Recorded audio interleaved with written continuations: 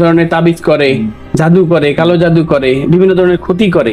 এটা আসলে কিভাবে করে আর এটা থেকে এটা বাঁচার নাম মানে করে। কিভাবে থাকা যায় বা সেফ থাকা সেইটো যায়? নাম লৈ কৰে আপোনাৰ নামটো আমি জানি হুম। এতিয়া আপোনাৰ হয়তো পাৱাৰ মাটি নিব বা শ্মশানৰ মাটি আনিব, কিবা গাছৰ শিপা আনিব, সেইটো দি ঝাৰ দি পেলাই পঠাই দিয়ে।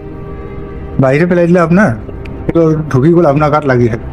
এরকম করে আচলতে গাঁত খান্দি নুপুঠে আপনার, এরকম ফাঁকি দিলে আপনি এটা মন্ত্রটা কথাটো করে আপনার নামটো জানি না আমি, এটা জব করলে জব করে পেলে চাই দিলা আপনার জায়গায়।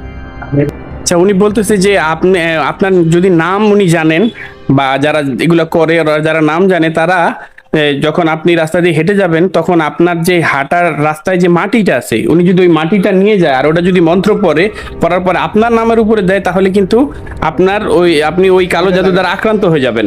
অর্থাৎ আপনি অসুস্থ হয়ে যেতে পারেন বা যেই কারণে আপনাকে তাবিজটা করা হয়েছে বা জাদুটা করা হয়েছে ওটাতে কিন্তু আপনি সরাসরি আক্রান্ত হবেন। এখন উনি যেই কাজটা করেন ওনারা সাধারণত এই অপরাধটা করেন না। উনি বলছেন যে না, যারা সমস্যায় পড়েন সাধারণত তাদের চিকিৎসা উনি করে থাকেন বিভিন্নভাবে।